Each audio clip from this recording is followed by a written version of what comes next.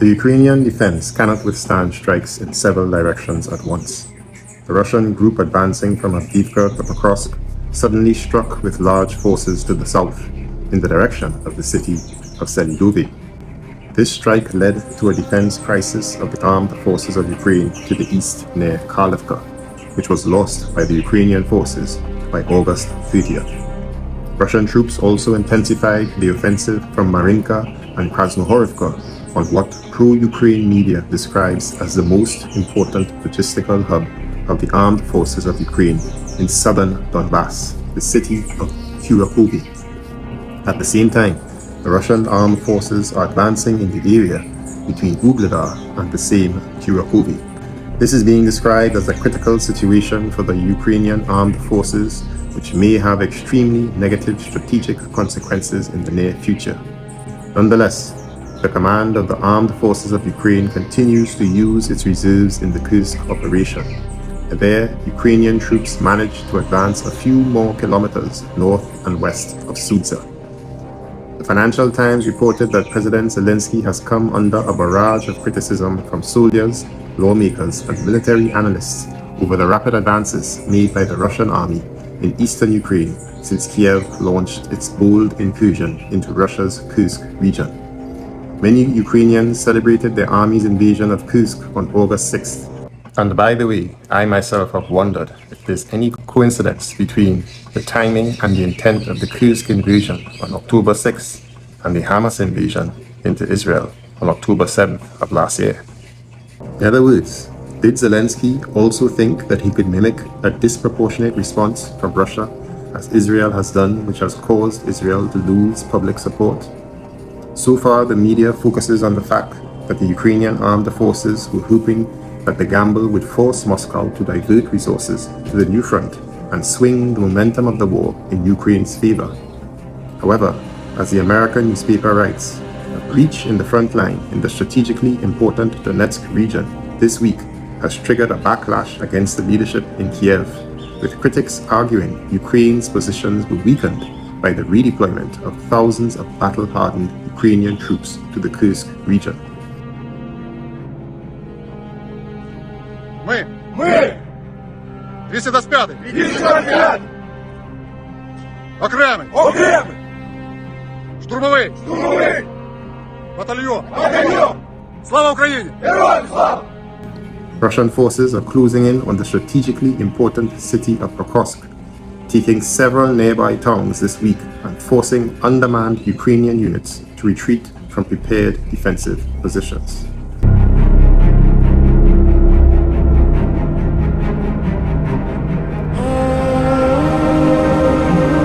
So in today's video, I will focus on the Kursk and Pokrovsk sectors of the front, which are obviously the hottest areas on the 1,200-kilometer front line in Ukraine. However, my focus will be on the Pokrovsk front, because we are seeing a perilous salient developing, where approximately 4 brigades of the Ukrainian armed forces may become encircled if they do not retreat or stop the Russian advance immediately. And thus, the recent Ukrainian reports about the Russians' advance to Pokrovsk slowing appears to be because the Russians have taken a deliberate decision to shift the direction of the advance to the south of Pokrovsk. And it seems that this decision is not only militarily sound, it is also bearing fruit. So let's get into it. The most challenging situation for Ukraine remains in the Pokrovsk direction. The map shows a bulge towards Pokrovsk approximately 18 kilometers wide and about 15 kilometers deep. About 1/3 of all combat engagements across the 1,200-kilometer front are taking place in this area, where a significant number of Russian forces are concentrated.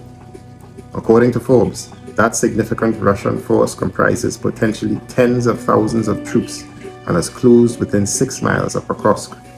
They bypassed a strong Ukrainian force holding the line between the village of Memrik and the Vovcha River, threading north to south 3 miles east of Memrik.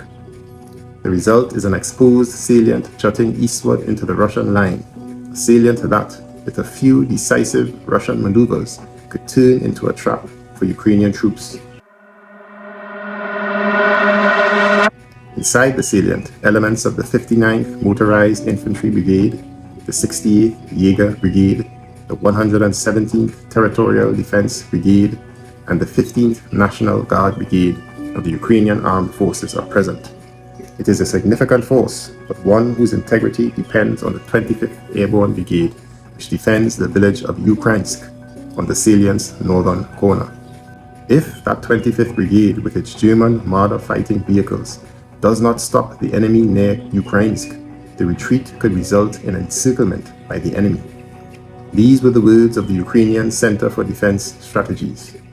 Parts of at least 4 Ukrainian brigades would be surrounded by Russians south of Pokrovsk.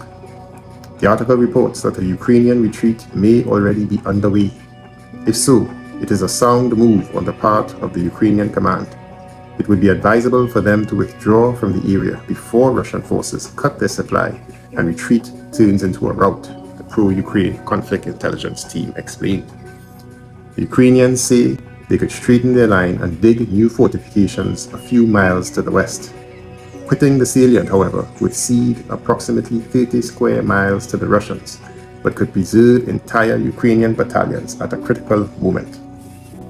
But as I will delve into further shortly, while the Russians are seeing success here, Forbes reports that more optimistic Ukrainian assessments of the fighting around Pokrovsk detect a slowdown in the Russian advance, one that could give the Ukrainians time and space to shore up their defenses and logistics and save the city.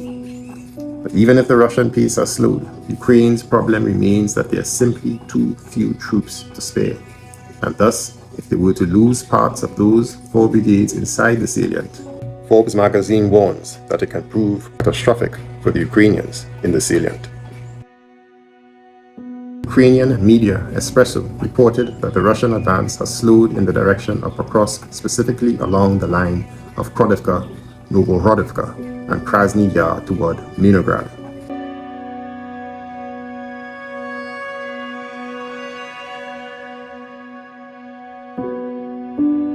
One of the reasons is that the Russians have shifted their main efforts to 2 sections in the south.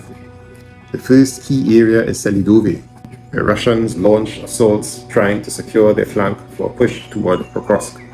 Selidove, however, is holding out, and the front line as at September 3rd remains relatively stable. Alexander Kovalenko, a military and political observer with the Information Resistance Group, noted that Russia had slowed its advance toward Pokrovsk to focus on forming a southern flank which was unprotected. He said, "The enemy is forming the southern flank," close quotations. If Russia had continued moving to Pokrovsk, he continued, its southern flank would have been unprotected. The enemy risked that at some point its advanced units could be cut off from the main forces of the Russian army, which would lead to an encirclement of those units. And this is a large number of personnel and equipment. That's why the Russians have now started to form the southern flank, which involves, among other things, control over the town of Selidove. According to Kovalenko, Selidove presents the greatest challenge for Russia to capture. He goes as far as to say that the Russians are no longer having phenomenal success there. After passing from Osheretine to Novohrodivka like a knife through butter, he says that the Russian troops are now stuck in Selidove, which he thinks could be a serious obstacle for them for a long time. The second critical area is to the southeast, near the settlements of Memrik and Kharlivka, which I spoke about earlier, where the salient is forming. Ukraine media confirms the report of Forbes magazine. The situation remains critical, where 4 combat-ready brigades are positioned. Currently, Ukraine is redirecting forces and resources there. The day prior, that being on the 2nd of September, the head of the Reservist Council for the UAF, Ivan Timihochko, made a unique assessment of Russian strategy. He said that Russia's strategic plan is actually not to take Pokrovsk itself. The Russians, he said, are planning to take the direction of Ugledar, Kurakovo, Pokrovsk sector. He, however, said that the Russians have a dilemma about trying to expand their flanks as much as possible, as the strip they have passed is rather conditional, within 10 to 20 kilometers depending on the width. The serviceman told Ukrainian media, "This means that it is being shelled by artillery from both sides and fire control can be maintained if there are appropriate means of destruction. The occupying Russian troops are forced to expand their flanks as they understand that the UAF are also amassing artillery, MLRS systems, and troops in the area. Apparently, he claims that several brigades from the reserves have been redeployed to the Pokrovsk direction. It's no secret, he says. The situation is serious. It is important to pay attention to it, but not to consider the area already lost or a guaranteed success of the enemy, because the fighting continues and will be intense, he added. So if Mr. Timochko's assessment is correct, then it raises the question of how many reserves do the Ukrainian armed forces really have left? And more importantly, were the recent retreats from the Ukrainian armed forces from important stronghold villages near Pokrovsk part of a strategy or a plan to induce the Russians to advance faster, creating a narrow bulge that is amenable to counterattacks on the flanks? And what about all the reports that we have heard recently, particularly from Western media, as well as from General Budanov after the Russian front in Kharkiv, who said that Ukraine has no more reserves after the last few were sent to Kharkiv and Kursk? Was this all part of an elaborate ruse from both Ukraine and the West to encourage overconfidence for the Russians advancing in Donetsk? Was this part of the plan in Kursk to hopefully thin out the Russian advance in Donetsk and then lure them into a trap of an overly rapid advance?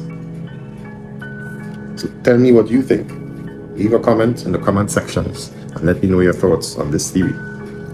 Meanwhile in Kursk, it is admitted by pro-Ukrainian media that the pace of the offensive has slowed down. Attacks by mobile armored groups no longer bring them success after the transfer of Russian reserves to Kursk. The front has become dense. Armored vehicles suffer losses from drone strikes, anti-tank missiles, and artillery, while Ukrainian troops no longer seek between Russian fortified points.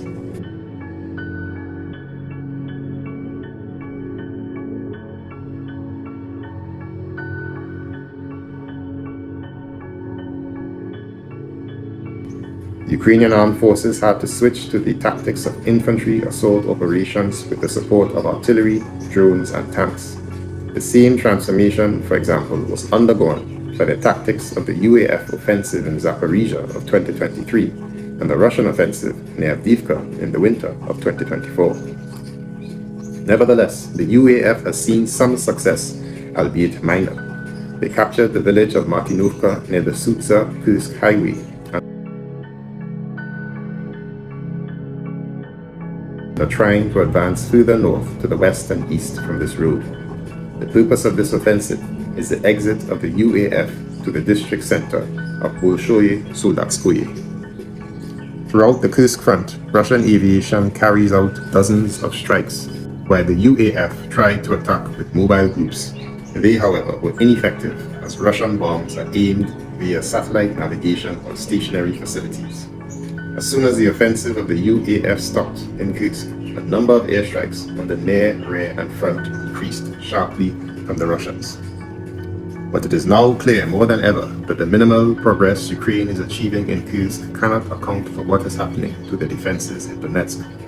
The Financial Times put it this way: in the past 3 weeks, Moscow forces have quickly captured more than 24 towns and villages with minimal resistance, including the long-held stronghold of New York. Rob Lee, a senior fellow at the Foreign Policy Research Institute, attributed the Russian gains to a shortage of experienced Ukrainian infantry and the diversion of resources to the Kursk offensive. He said in quotations, Ukraine committed its reserves to Kursk, leaving fewer options to plug the gaps elsewhere. Some of the more experienced brigades have been replaced by newer, less experienced units. Soldiers who were mobilized this summer following the Ukrainian government's new conscription laws meant to fill Kiev's dwindling ranks have been sent into the fray with little training or experience. They freeze, they don't know what to do in real combat, said a Ukrainian lieutenant whose troops are on the front line near Pokrovsk. Many turn and run at the first explosion. There also appears to be a deficit in shells and a severe mismatch in firepower, reports the American newspaper. Our shells are running out. We just don't have enough, said an artillery commander, noting that many resources had been redirected to Kursk. For about the last month, his unit has had 1 shell for every 6 fired by the Russians. And to paint an even gloomier picture, the Financial Times also interviewed Stanislav Asayevich, Ukrainian journalist and soldier currently on the Eastern Front. He warned of, and I will quote this, the possible destruction of the entire southern group of forces in the region, not just in Pokrovsk. What can be done for Pokrovsk, he asked rhetorically. Unfortunately, the only option is to evacuate as many people as possible. I think the town will soon cease to exist, he said.